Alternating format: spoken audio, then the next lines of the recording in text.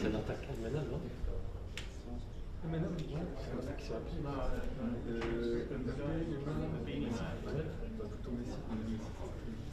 L'attaque allemande.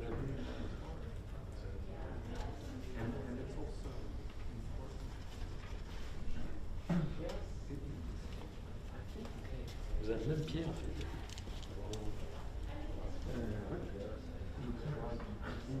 J'avais un autre pied sur lequel je me suis... Oui. Ça fait comme une guillotine. J'avais l'impression. Ah oui. J'étais à musique. C'était parti. Regarde ça en dessous de ma gueule, au moins, quand on voyait mon écran, parce que quand tu vas à musique, tu me laisses comment. T'aimerais aller là-bas? Non, je crois pas. T'aimerais toi?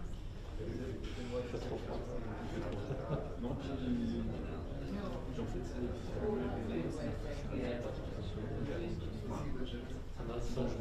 c'est la certitude totale maintenant. Les équipes qui sont là sur place, ils ne savent pas.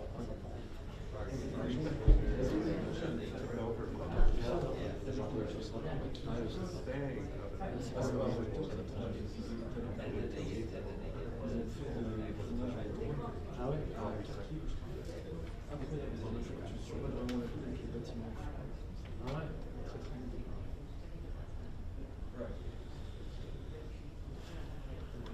Là-bas, c'est plein de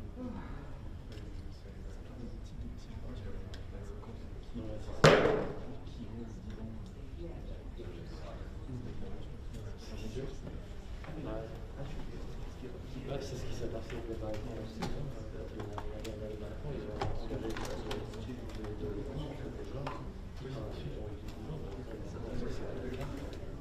oui, c'est vrai qu'il y a eu ça. Chez la fille. Oui, c'est vrai. Je vais voir aussi. Alex, c'est également.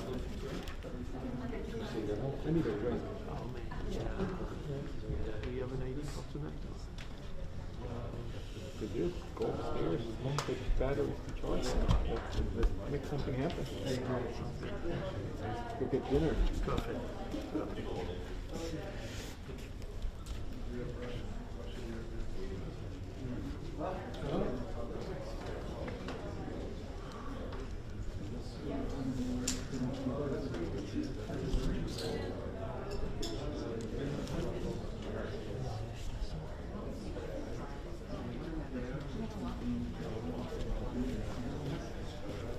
The still photographer. His photographer's here. Okay.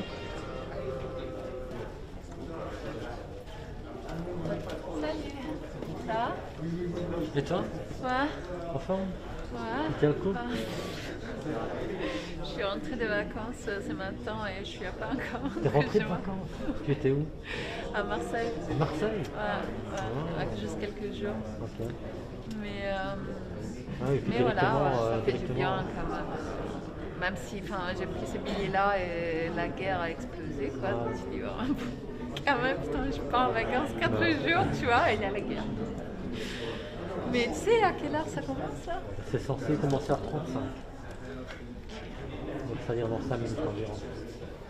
Pas mal. Ouais, je voulais une réponse comme ça en fait. Je suis contente. Toi, ça va? Ouais, bah oui. Là, ce moment, c'est la folie. C'est chargé là pour le moment. Ouais, c'est vraiment chargé. Mais tant mieux, bon, on travaille. T'as été au conseil aujourd'hui ou à l'OTAN? Voilà. Bah oui, c'est pour ça en fait, parce que mon avion est arrivé à Charleroi à 11h30 et au conseil c'était censé commencer à 13h30. Ouais. Et Charleroi c'est loin quoi, je devais chercher mes caméras, j'avais rien. Donc en fait j'ai couru et. T'es arrivé au conseil avec ta valise de vacances? Non, j'ai juste changé mes trucs parce que j'avais pas mes caméras. Quoi. Donc, je suis passée chez moi 2 minutes pour changer mes caméras. Et voilà, et là, j'espère que ça va pas trop durer. Une vingtaine de minutes, on va. Ça fait des photos dans un contexte différent. Ouais. C'est pas mal. Ouais. Ben, on verra. Courage en tout cas. Ouais, toi aussi.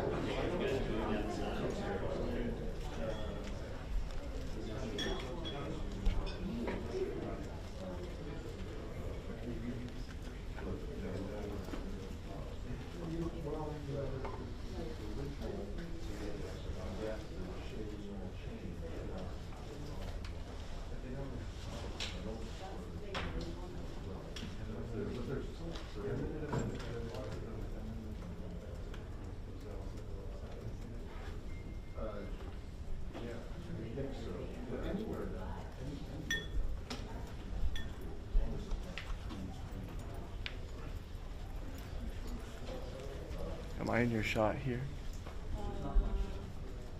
If I am, I can duck. You don't have to reframe. Yeah.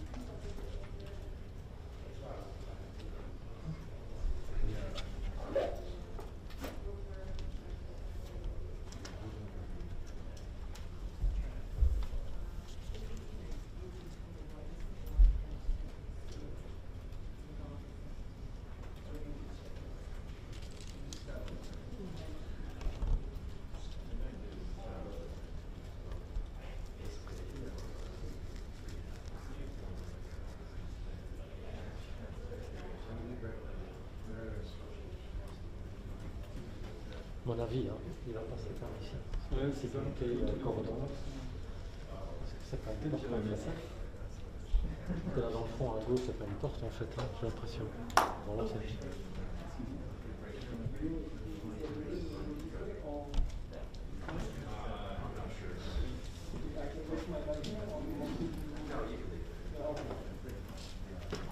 How much time are we talking about?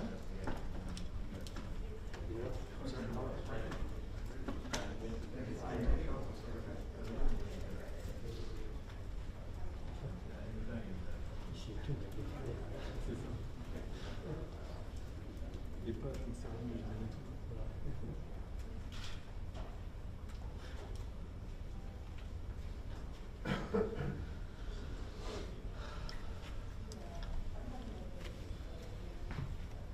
Bon, ben, je suis content d'être encore parce qu'en plus mes batteries, elles sont toutes en train de mourir. C'est vrai, Elles sont en fin de vie. Elles sont en fin de vie, donc elles diminuent en fait en voltage hyper rapidement. Alors, j'ai téléphoné à TV Connection aujourd'hui pour voir s'ils en avaient en stock, qu'ils en ont pas. Ils ne savent pas combien de temps c'est la livraison. Donc je suis en train de chercher une solution alternative. Ça coûte 500 € une batterie comme ça. Donc il m'en faut au moins 2 nouvelles parce que c'est trop stressant. Sinon t'as presque plus de jus. Ça c'est. Ah ouais. Oui, les vieux, c'est une technique vraiment en train d'évoluer. De plus en plus puissant, plus petit, c'est vrai. Ouais. Avant, je me souviens, j'ai essayé de continuer C'était des frigos en fait. C'était des frigos, il y avait une énorme derrière. Ah oui, oui. Qui avait un sac à dos. Ça faisait un sur la C'est vrai, c'est vraiment ça.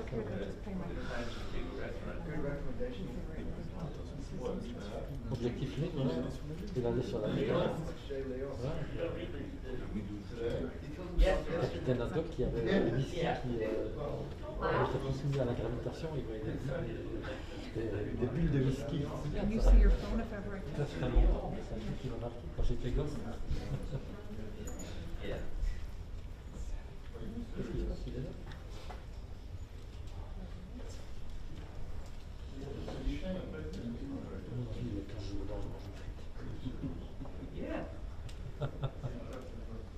Mais écoute, c'est partie de la culture basse.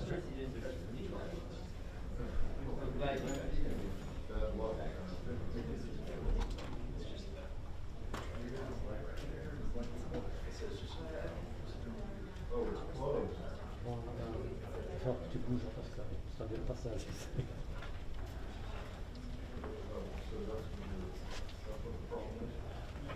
Toujours, je crois qu'ils sont tous là. Je sais pas ce qui arrive.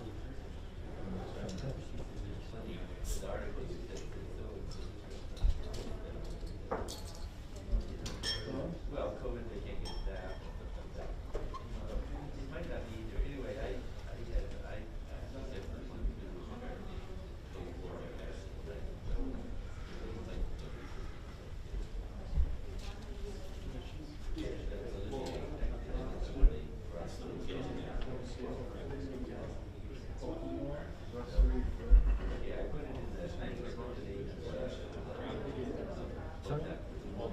You want to go home? Yes, please. We should have organized a tour for this.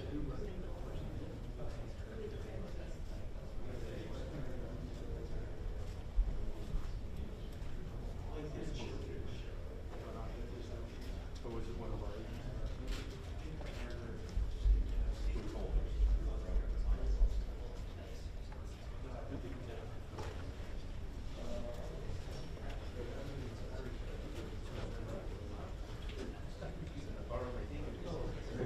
Can I take a picture? Yeah. Because I was with you on this. Yeah, that was a great trip. And this is what I want to do with every one of our trips. Uh-huh. Because we check you guys before you fly with Yes. us. Yeah, take a picture. But why aren't we treating these people with a little bit more love after, flying with them on a plane? It's because the people on the ground. Public service announcement. Thank you for your patience. The Secretary will be down momentarily. Once we conclude the press conference, if you could please hold in place, so the Secretary will exit and then you're free to. Here, you want this one? Thank you very much. I'll take a picture. You can have that if you want. Sure. Yeah,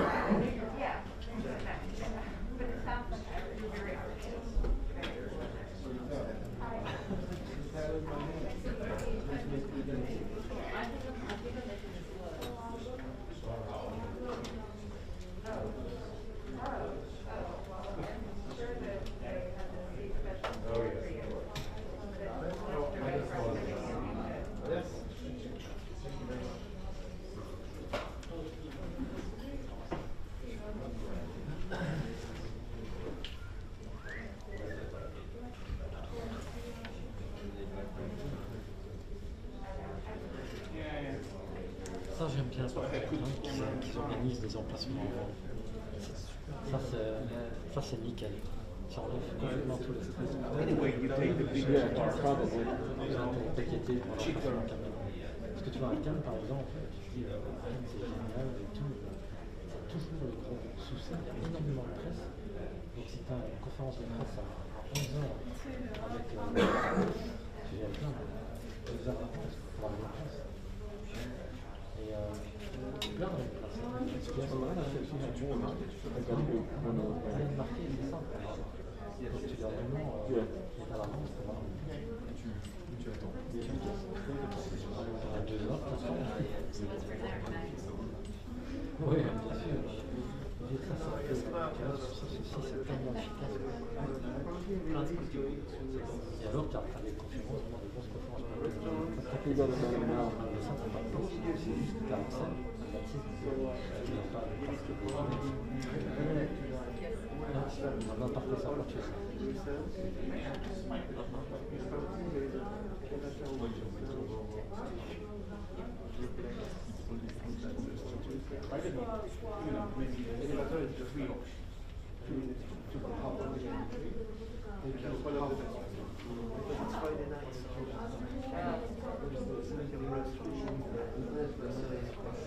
Et tu as déjà cherché tes pignon de la pharmacie? Oui. Super. Ouais, je pense que je vais le faire aussi. Plus de 40 ans? Sérieux? Quoi?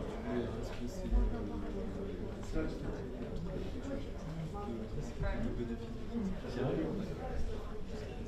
Plus de 40 ans, ta carte d'identité, on te dit si c'est pour tes enfants, si toi tu as 40 ans. Qu'est-ce qui te fait penser que j'ai plus que 40 ans? Tu m'as dit que tu avais 50 ans.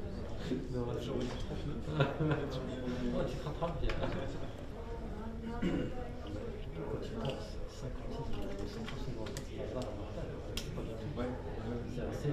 Je me souviens quand mon père avait 60 ans, il approchait de la pension, c'était un homme qui avait déjà une femme de 56, c'était pas tellement de 60. Oui, et tu vois pas le.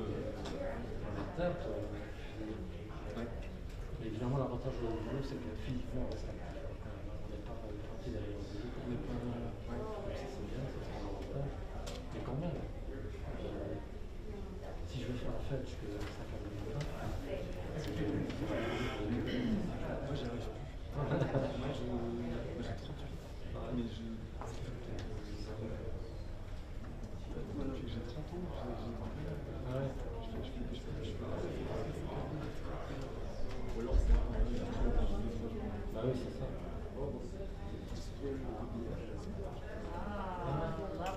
Mais c'était la pizza, la race pizza. On va avoir un peu, mais ah ouais. Tu connais la Caroline Street? T'aimes bien la blonde ou la bleue? Non, j'aime pas du tout. Goûte le Caroline Street. C'est pas une bière. Non, c'est blonde. Caroline Street, c'est passé en Inde. C'est à... Walking? Ok.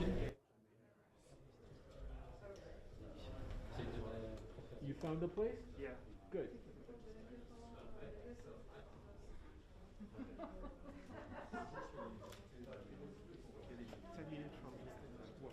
Perfect.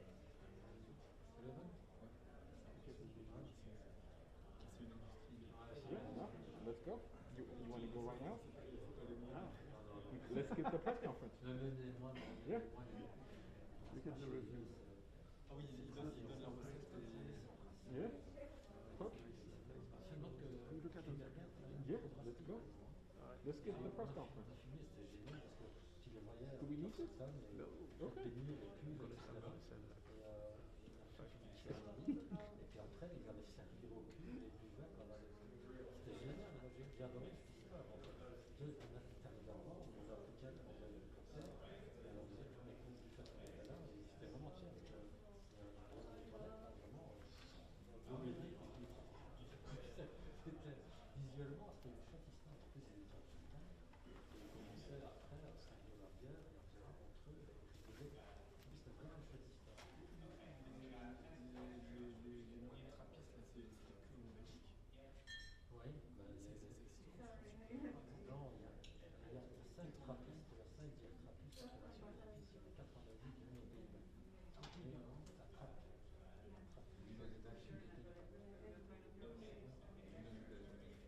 Oui, qui a le nom de trappiste.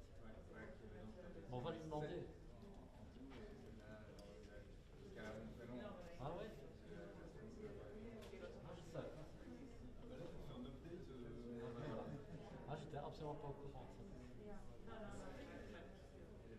Ouais? Bon, elle est encore un peu jeune. Ouais.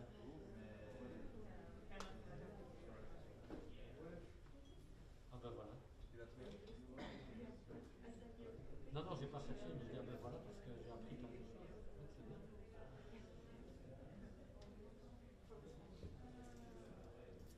La Carolus Triple, tu connais? C'est une bonne bière, hein? Brasseur Mali. Et alors, Carolus, c'est aussi de la bière de Noël, tout vicieux. Et ils font du whisky. C'est assez cher, en fait. C'est I told you it was going to be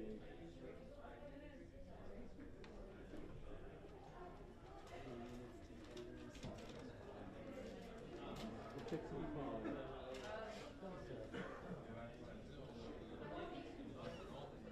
Exactly. That's it. Ah ouais? La Spencer, on l'a trouvé au delà. Ah ouais?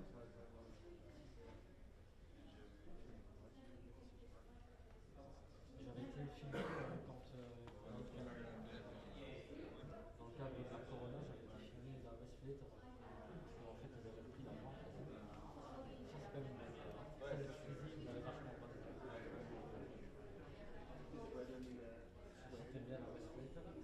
C'est une dernière chose au magasin, son approche assez bien. Là, bon, je n'ai pas pu le.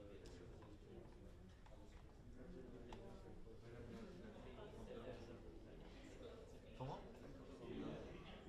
Ah oui, ça va. Ah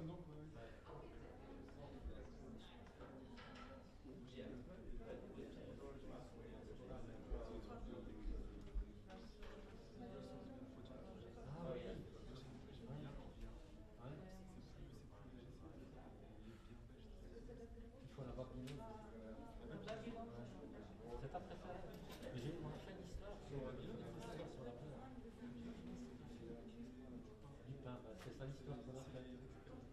On a fait un feature à l'époque, il y a quelques années. On filmait la récolte de pain, on avait récupéré le pain. C'est ça, les a rendus ou les miettes. Voilà. Et c'était aussi le concept avec les pierres, le pain. Ils ont mis leur recette en open source. C'est-à-dire qu'ils partagent leur recette depuis Sur sa page, ils sont très sympas. Ils ont leur magasin tout près du canal. Et ils ont ouvert un grand bar voilà, du Bailly. Tout neuf avec plein de couleurs. J'habitais là. Ah, d'accord. Voilà, Delta. Moi j'aime bien. Et en plus, la bière de Non, qui t'en a bien fait?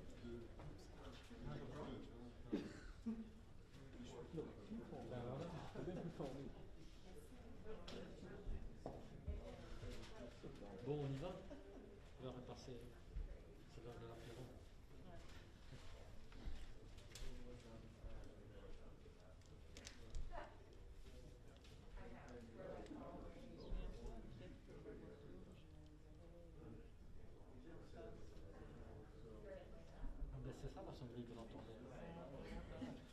Quand on embarque une voiture, d'habitude, c'est ce qu'on entend. La machine Ça marchait pas, tu as mis ton disque.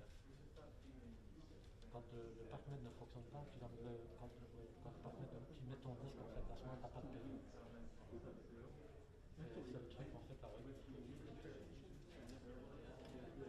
C'est trop,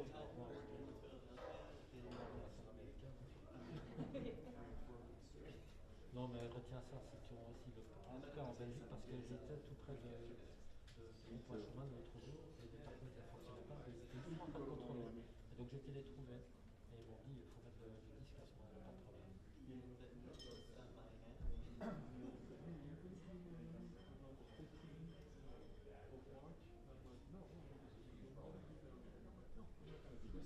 Me.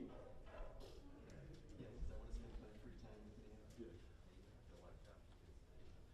Ouais.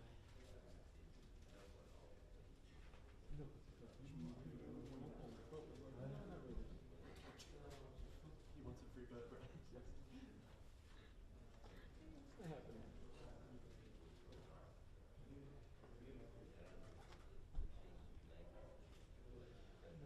get this thing going. Fire.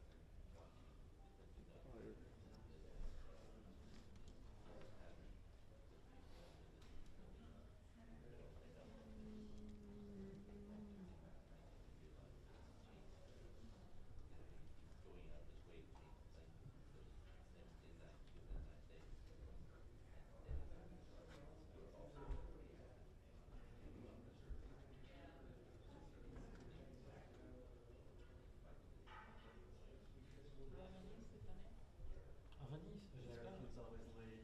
Si, enfin oui, mais qu'est-ce que je raconte? Normalement, c'est bon. J'ai eu un coup de fil, comme quoi j'allais à Cannes, et normalement, Venise aussi. Donc c'est bien.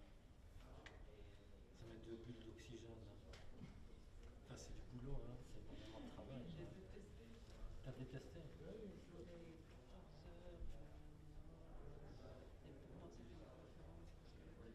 They are Ah ouais. Monday, C'était à they're on Venise. 3 Sunday morning sheets. Non, moi je trouve ça très chouette. Je préfère même Venise à Cannes parce que d'abord le line-up est souvent incroyable, c'est la merveille, beaucoup plus fort qu'à Cannes. Parce qu'à Cannes, bon, il faut souvent des sélections aussi de films, je sais pas, sud-coréens, etc., avec des acteurs et des réalisateurs qui sont pas très connus.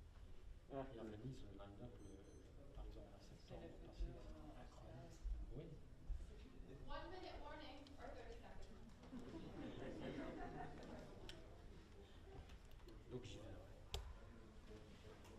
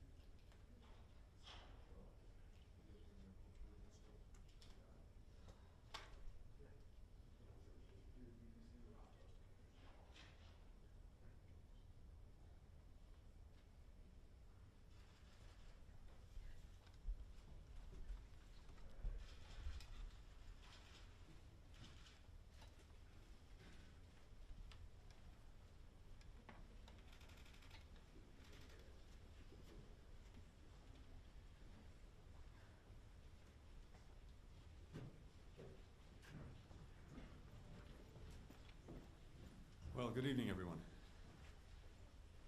We're in Brussels at a pivotal time. Stability in Europe hangs in the balance. And the international rules-based order that's critical to maintaining peace and security is being put to the test by Russia's unprovoked and unjustified invasion of Ukraine. The Kremlin's attacks are inflicting an ever-increasing toll on civilians there. Hundreds, if not thousands, of Ukrainians have been killed, many more wounded, as have citizens of other countries. More than 1 million refugees have fled Ukraine to neighboring countries. Millions of people across Ukraine are trapped in increasingly dire conditions as Russia destroys more critical infrastructure. For example, Mariupol's mayor says that most of the besieged city's residents are living without water, without electricity, without heat. Bridges to the city have been destroyed. Women, children, growing ranks of wounded civilians cannot get out. Food and medical supplies cannot get in. The mayor wrote today, and I quote, "We are simply being destroyed." The world has seen Russia use these grisly tactics before, in Syria, in Chechnya. Meanwhile, Russia's reckless operation around the Zaporizhzhia nuclear power plant risked a catastrophe, a nuclear incident. The Kremlin should immediately cease all attacks around Ukrainian nuclear facilities and allow civilian personnel to do their work to ensure the facility's safety and security, as both the IAEA Director General and a resolution adopted yesterday by the agency's Board of Governors have called on Russia to do. The Ukrainian people and government continue to show remarkable courage in defending their country, defending their freedom, defending one another. We said that if President Putin invaded Ukraine, we would increase our support for Ukraine's ability to defend itself while imposing swift and severe costs on the Kremlin. That's exactly what the United States and our allies and partners are doing. That was the focus of our ministerial meetings today with NATO allies, with the G7, with the European Union, as well as in my discussions with NATO Secretary General, with the EU Commission President von der Leyen, with the EU Council President Michel. We want our alliances to be strong enough to meet any threat. That's why from day one, President Biden made reinvigorating and re-energizing our alliances and partnerships the foundation of our foreign policy. It's why, as Secretary of State, I've come to Brussels, home to NATO and the EU, more than to any other world capital. And that's why we invested so much effort in finding new ways and coalitions to bring allies and partners together. Now we're seeing why that work matters. At NATO, we were joined by the ministers of Finland and Sweden, the EU High Representative Joseph Borrell, the foreign ministers of Ukraine, the United Kingdom, and Canada, as well as the Secretary General Stoltenberg, also took part in our meeting with the EU. Never before have NATO and the European Union and other partner nations worked so closely together. This is a new kind of cooperation, and we'll bring this to bear not just in this crisis, but in the years to come. And our European allies and partners are stepping up to lead in unprecedented ways. For the first time, NATO has activated and deployed parts of its response force. Several NATO allies, including the UK, Germany, the Netherlands, Denmark, Spain, France, have sent troops and aircraft and ships to reinforce the alliance's eastern flank. Every NATO ally is providing either military or humanitarian aid to Ukraine. Most are providing both. For the first time, the European Union is financing the purchase and delivery of military assistance to a country under attack. The bloc swiftly adopted the biggest sanctions package in history against Russia. And the EU has granted immediate refuge to Ukrainians and others who call Ukraine home, the first time it has invoked this protection mechanism. Individual countries are also taking extraordinary steps. Germany is doubling its defense spending. Poland has opened its arms to more than 500,000 Ukrainian refugees. Switzerland set aside its tradition of neutrality to adopt the European Union's sanctions on Russia. The list goes on. These and other efforts by our European allies to deepen their own capabilities and cooperation do not undermine the transatlantic security alliance, they deepen our collective might. As recently as a few weeks ago, some questioned whether if the regional or international rules-based order came under threat, whether our European allies and partners would be willing to shoulder their fair share of the burden, the risk, the cost to defend it. In the last 9 days, European countries have demonstrated they are more than ready to stand up and stand together. And the United States is standing with Europe, pursuing complementary actions and policies in close coordination with our allies and partners. To give just a few examples, we've deployed an additional 7,000 troops to Europe and repositioned our forces already on the continent to strengthen NATO's eastern flank. We continue to tighten our severe economic sanctions on Russia. Last night, as I think you know, we extended temporary protective status to tens of thousands of Ukrainians living in the United States. And the President has requested an additional $10 billion from Congress to deliver more humanitarian, security, and economic assistance in Ukraine and the surrounding region over the coming days and weeks. Yesterday, President Putin said his so-called special military operation is proceeding exactly as planned. Well, it's hard to imagine that his plan included inspiring the Ukrainian people to defend their country with such tenacity, strengthening the resolve and solidarity of NATO and the EU, uniting the world in opposition to Moscow, including 141 countries at the United Nations, an unprecedented number of international businesses, associations, cultural institutions that have cut ties with Russia, causing the Russian economy to go into free fall, motivating tens of thousands of Russians to protest and countless more to leave the country, and increasingly turning Russia into a pariah state. If that was President Putin's plan, well, you can say it's working. Russia has never been so isolated. We have never been more united. But let me reiterate one thing, because it's very important. We take these actions not because we oppose the Russian people. We do not. We regret that tens of millions of Russians will suffer because of the dangerous decisions made by a tiny circle of corrupt leaders and their cronies who have consistently put their interests above those of the Russian people, who are doing everything they can to hide their war of choice from the Russian public. Today's discussion with NATO, the EU, the G7 affirmed that we're fully aligned on our goals and our determination to meet them. We'll deepen our support for Ukraine's brave defenders and for the Ukrainian civilians suffering as a result of the deepening humanitarian crisis. We'll continue to raise the cost for President Putin and all who carry out and enable his war of choice and the devastation that it's causing. We'll continue to strengthen our capacity to defend our collective security and deter further escalation by Russia, including by upholding our Article 5 commitment that an attack on one is an attack on all. NATO's a defensive alliance. We've never sought and will not seek conflict with Russia. But as President Biden has said, we will defend every inch of NATO territory. No one should doubt America's readiness or our resolve. At the same time, we'll keep open the door to dialogue and diplomacy, while making clear to the Kremlin that unless it changes course, it will continue down the road of increasing isolation and economic pain. And we'll support Ukraine in its talks with Russia to reach a ceasefire and the unconditional withdrawal of Russian forces, something that Foreign Minister Kuleba and I have been discussing on a daily basis. In the meantime, we are working urgently with the government of Ukraine, the ICRC, and others to create humanitarian corridors that will allow civilians to get out of Ukraine's besieged cities and to allow food, medicine, and other vital supplies to get in. Russia's attack created this humanitarian crisis. Now, all countries have a responsibility to pressure the Kremlin to alleviate at least some of the misery that it has wrought. Of all the consequences of Moscow's unprovoked attack, one of the most unexpected is the spark it has lit in people around the world who've come out to demonstrate for freedom, for the rights of Ukrainians.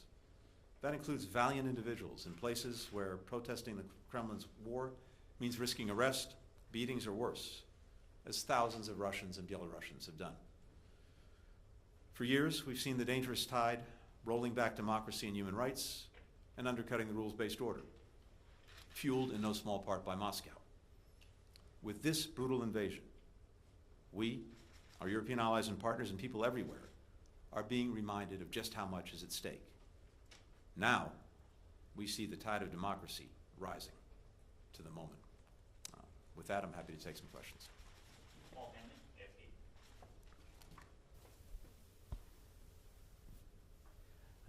Mr. Secretary. Hey, Paul. The West has put unprecedented sanctions on Russia, very punishing, yet it doesn't seem to have slowed the Russian military's advance on Ukraine. Today, NATO seemed to forswear absolutely putting in a no-fly zone that might protect the Ukrainians. Given that, nothing seems to have slowed this invasion. What can you tell the Ukrainian people who only see things getting worse, seeing a disaster, seeing more suffering, and are pleading for more help from the West? And I have a little follow-up. I could ask it now or in a moment. No, go ahead, please. The West, NATO, has been involved in this in terms of supplying a lot of arms, which you've mentioned, to Ukraine. Can't it supply more more effective arms, larger weapons, jets have been talked about? NATO is engaged in this. Can't it do more for Ukraine? Thank you. Let me take the second part first. We're in constant contact with Ukraine, with government officials and leaders on their needs, and in constant contact and coordination with allies and partners on providing for those needs when it comes to security assistance. We've already been engaged in a remarkable effort, just speaking for the United States, with the various drawdowns that President Biden has done. We've provided over the past year and change more than $1 billion in security assistance to Ukraine. The most recent drawdown that was issued by the President of $350 million, we have already sent into Ukraine about $250 million worth of that drawdown. So this is happening every single day, and you're seeing the means that Ukraine needs to defend itself get into the hands of Ukrainians who are doing that. Having said that, one of the things that we talked about at length today in our various meetings at NATO and the EU was what more we can do and how to do it effectively. I would add that I think, as you know, Foreign Minister Kuleba actually came into our meetings by video. We heard from him directly some of the additional things that Ukraine is looking for. We're working on all of that every single day. We're also a week and change into this horrific war wrought by Russia. We've had already a dramatic impact, far beyond, I think, what anyone would have expected on Russia and its economy.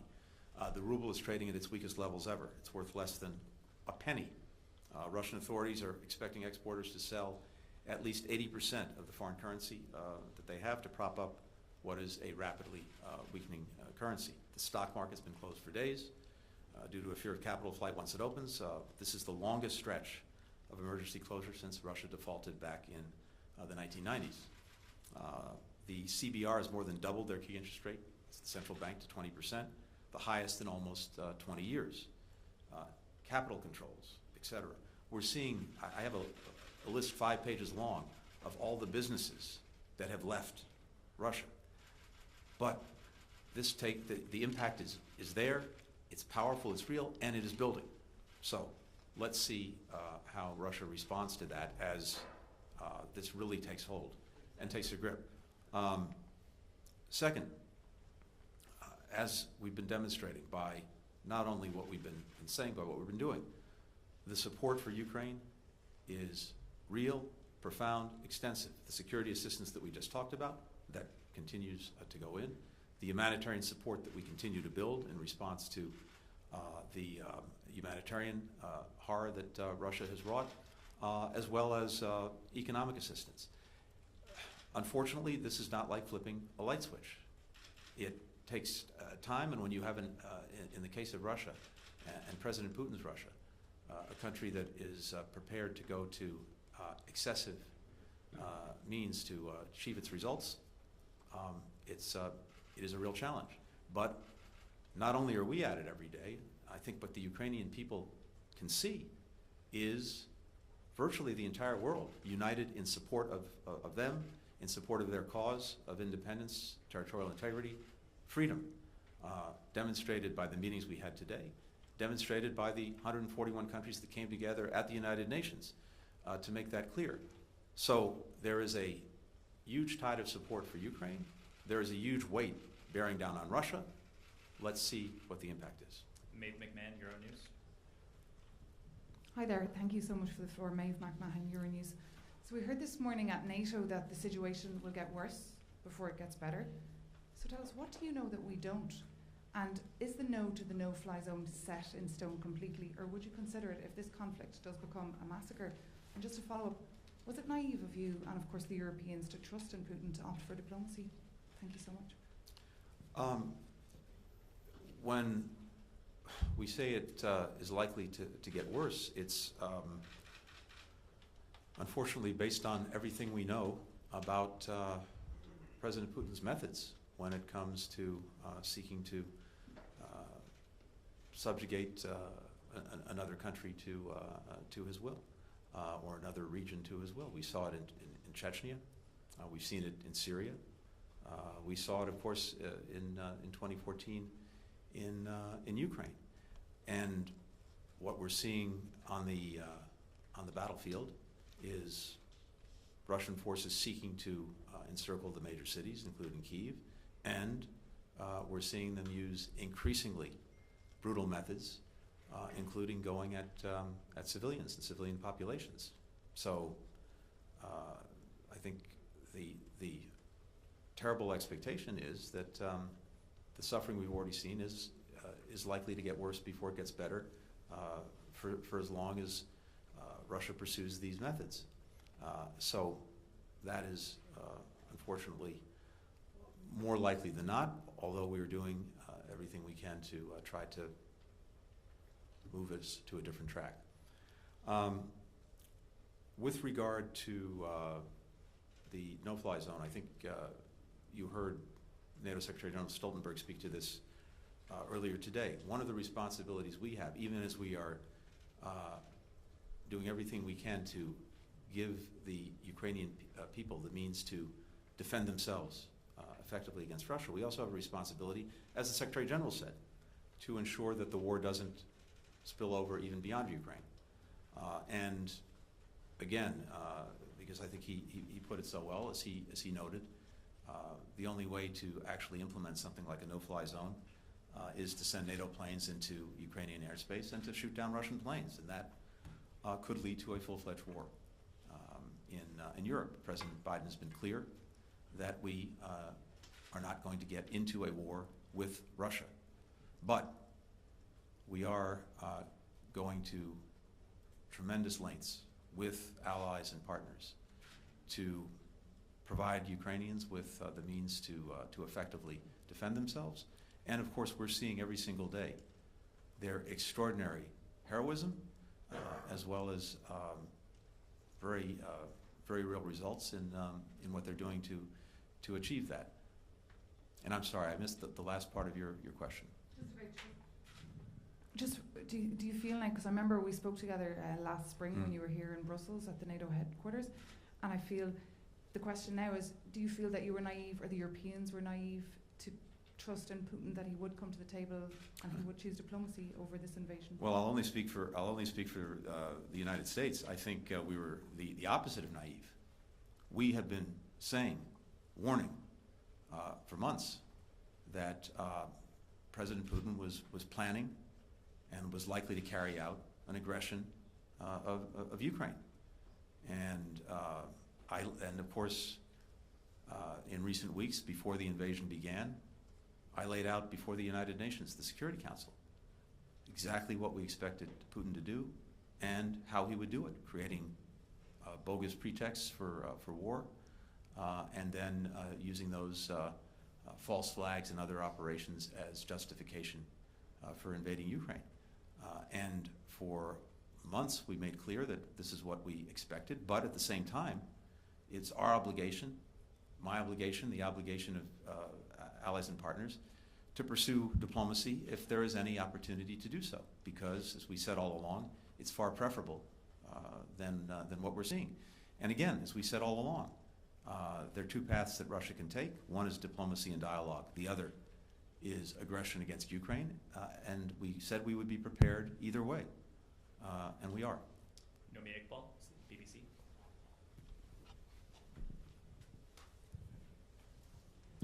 Thank you, Secretary. Are you considering energy sanctions against Russia? Because realistically, how can the West defeat Putin in Ukraine when the West also pays Putin up to $700 million a day in oil, gas and coal? I know the British Foreign Minister Liz Truss has talked about it.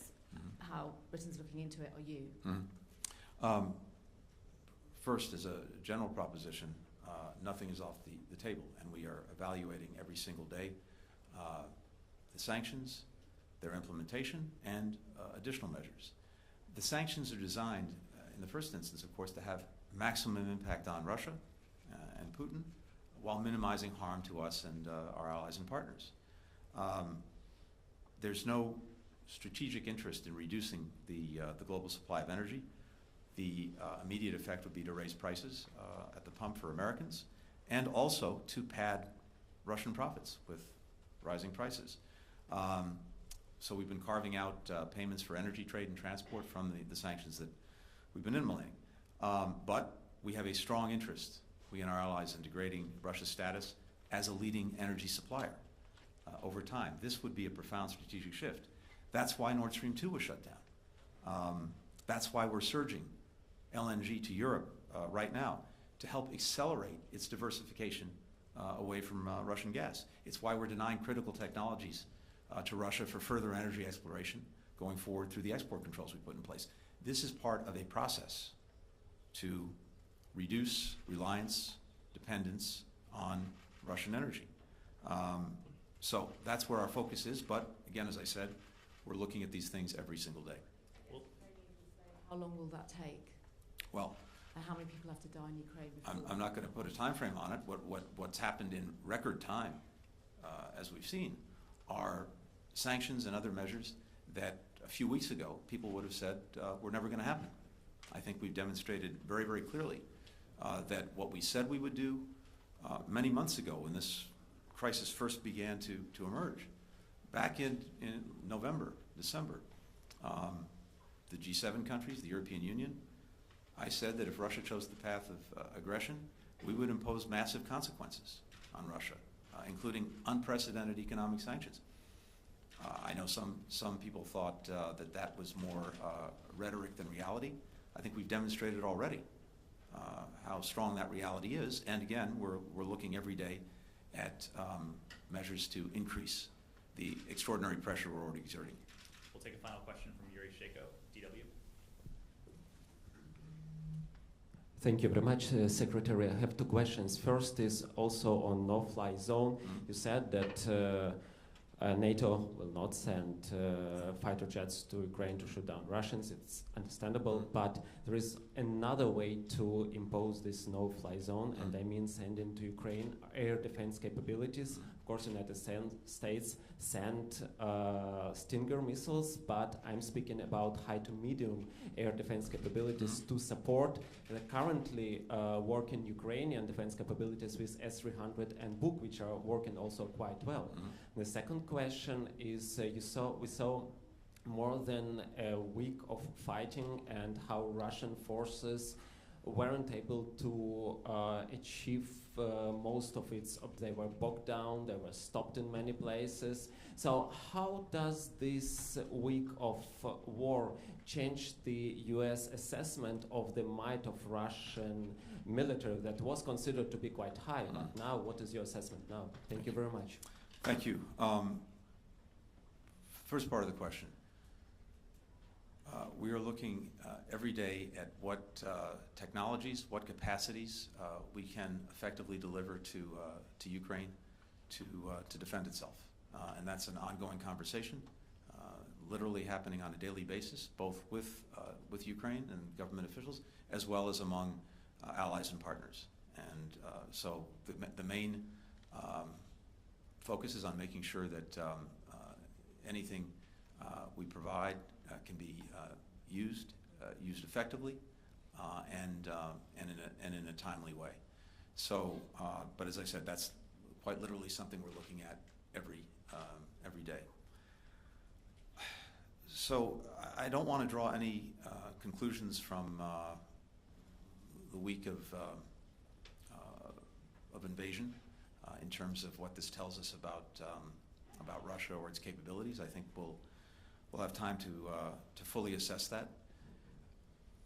What we do know, what it does tell us, is how extraordinary the Ukrainian people are, their will, their determination, their absolute commitment to defend their country, to defend their freedom, to defend their future. That's the story of the past week, and it's an incredibly powerful one. Thank you. Thank you very much.